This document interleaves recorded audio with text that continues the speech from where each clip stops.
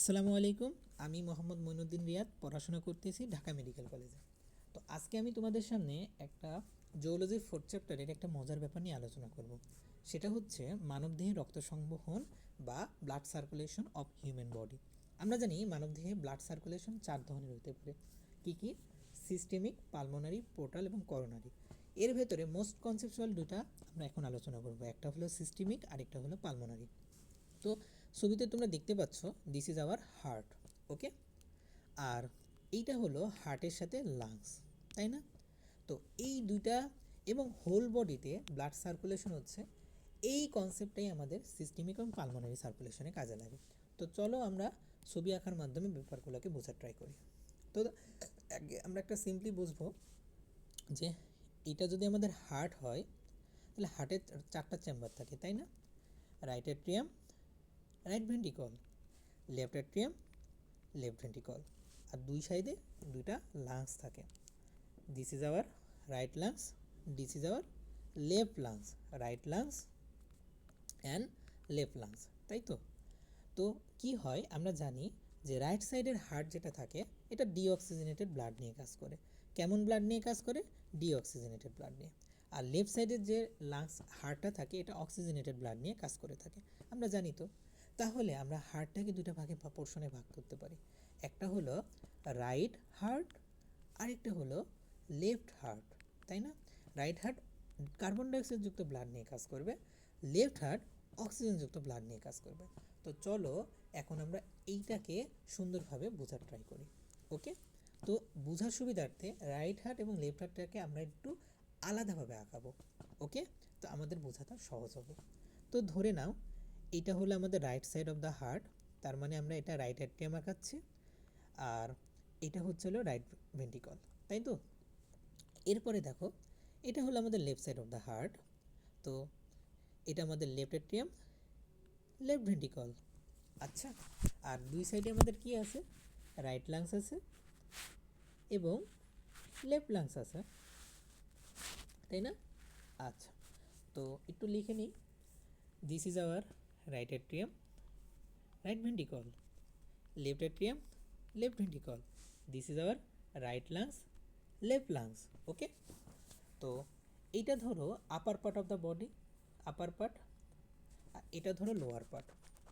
হ্যাঁ, তো আমরা কি জানি যে আপার পার্ট এবং lower part of the body থেকে কার্বন ডাইঅক্সাইডযুক্ত ব্লাড আমাদের হার্টে ফিরে আসে, আর কার্বন ডাইঅক্সাইড নিয়ে ডিল করে রাইট হার্ট, তার মানে এই সাইডে ফিরে আসবে। তো আমরা চলো ফিরিয়ে আনি। তো আপার পার্ট থেকে কার্বন ডাইঅক্সাইডযুক্ত ব্লাড আমাদের হার্টে ফিরে আসছে রাইট অ্যাট্রিয়ামে, লোয়ার পার্ট থেকেও ফিরে আসতেছে, তাই তো? তো আপার পার্ট থেকে যেটা ফিরে আসে সেইটাকে আমরা বলি হলো superior vena cava, superior vena cava. Lower part থেকে যেটা ফিরে আসে তার নাম হলো ইনফিরিয়র ভেনা কেভা। কী নিয়ে আসে? কার্বন ডাইঅক্সাইডযুক্ত ব্লাড নিয়ে আসে। কোথায় থেকে? আপার পার্ট থেকে নিয়ে আসে, লোয়ার পার্ট থেকে নিয়ে আসে। কোথায়?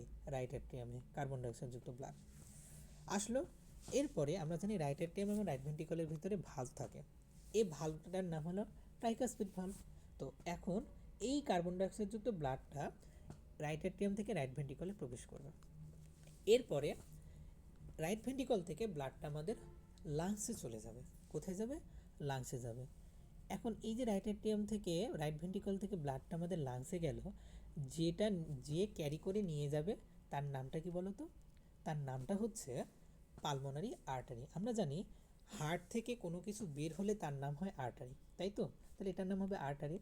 আর এই আর্টারিটা কার্বন ডাইঅক্সাইড যুক্ত ব্লাড লাংসে নিয়ে যাচ্ছে, লাংসের অপর নাম হলো পালমোনারি, এই জন্য এটার নাম হচ্ছে পালমোনারি আর্টারি। এটা কি নিয়ে যাবে? কার্বন ডাইঅক্সাইড যুক্ত ব্লাডটাকে আমাদের হার্ট থেকে লাংসের দিকে নিয়ে যাবে। নিয়ে যাওয়ার পরে এই কার্বন ডাইঅক্সাইডটাকে লাংসে ছেড়ে দিবে এবং অক্সিজেনটা লাংসে প্রবেশ করাবে।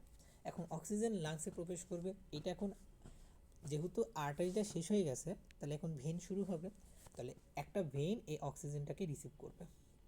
রাইট সাইডে রাইট ভেন, লেফট সাইডে লেফট ভেন। আর এটা যেহেতু কোথা থেকে শুরু হচ্ছে বলো তো? লাংসের ভেতরে শুরু হচ্ছে, তো lungs itself known as pulmonary. তো এই ভেনটার নাম হবে অবভিয়াসলি পালমোনারি, কি? Pulmonary vein. পালমোনারি ভেন কি করবে? অক্সিজেনেটেড ব্লাড রাইট এবং লেফট লাংস থেকে নিয়ে আসবে। নিয়ে এসে কোথায় নিয়ে আসবে? আমরা জানি আমাদের লেফট লাং লেফট হার্ট অক্সিজেনযুক্ত ব্লাড নিয়ে কাজ করে। সো সে কী করবে? লেফট হার্টে নিয়ে আসবে, আনুক। তো এই যে লেফট হার্টে আমি নিয়ে আসলাম কি নিয়ে আসলাম? অক্সিজেনযুক্ত ব্লাডটাকে নিয়ে আসলাম। অক্সিজেনযুক্ত ব্লাড কার মাধ্যমে? Through the pulmonary vein. এখন এই অক্সিজেনযুক্ত ব্লাডটা লেফট হার্টে চলে আসলো লেফট হার্টে অক্সিজেনযুক্ত ব্লাড চলে এসেছে।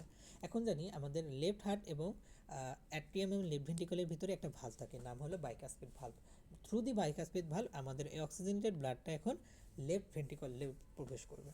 লেফট ভেন্ট্রিকল থেকে একটা আর্টারি বেরোবে। আমরা জানি হার্ট থেকে কোনো কিছু বের হলে আর্টারি বলে। এই আর্টারিটা অক্সিজেনযুক্ত ব্লাডটাকে এখন আমাদের সারা শরীরে প্রসারিয়ে দিবে।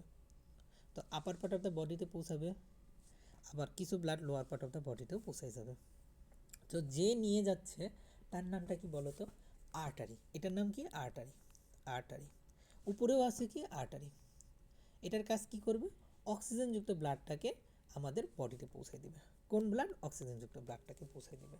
এবং যেখানে শুরু হচ্ছে তার নাম হলো অ্যাওর্টা মোটা অংশ, এই জন্য এটার নাম হলো অ্যাওর্টা। ওকে, তাহলে তুমি একটা জিনিস খেয়াল করছো যে আমাদের শুরু হলো দেহের বিভিন্ন পার্ট থেকে, আপার পার্ট লোয়ার পার্ট থেকে কার্বন ডাইঅক্সাইড যুক্ত ব্লাড আমরা নিয়ে আসলাম রাইট হার্টে সুপিরিয়র ভেনা ক্যাভার মাধ্যমে।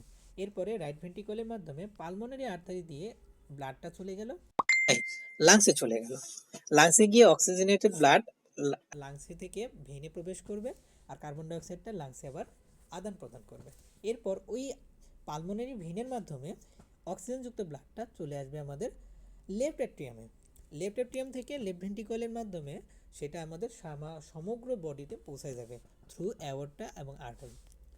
তাহলে এইটাই হলো আমাদের হোল সার্কুলেশন। এখন তুমি একটা জিনিস খেয়াল করো, এই সার্কুলেশনের একটা পোর্শনে আমরা কি পড়লাম দেখো তো? আমাদের রাইট হার্টটা পড়লাম, আমরা লাংস পড়লাম দুইটা।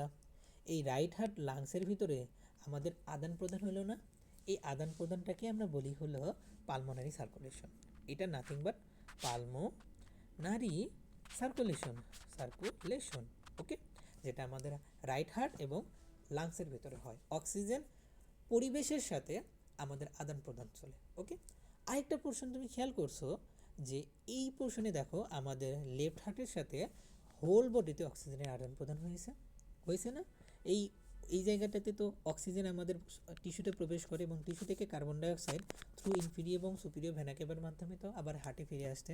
তো এই যে হল প্রসেসটা তুমি দেখছো না, এইটাকে আমরা বলে থাকি is nothing but systemic circulation. তো এই দুইটা সার্কুলেশন আমাদের মেইন সার্কুলেশন। তো এখানে আরও অনেকগুলো ফ্যাক্টর আছে, যেমন যখন লাংসে অক্সিজেন আদান প্রদান হয় তখন পার্শিয়াল প্রেশার কাজ করে।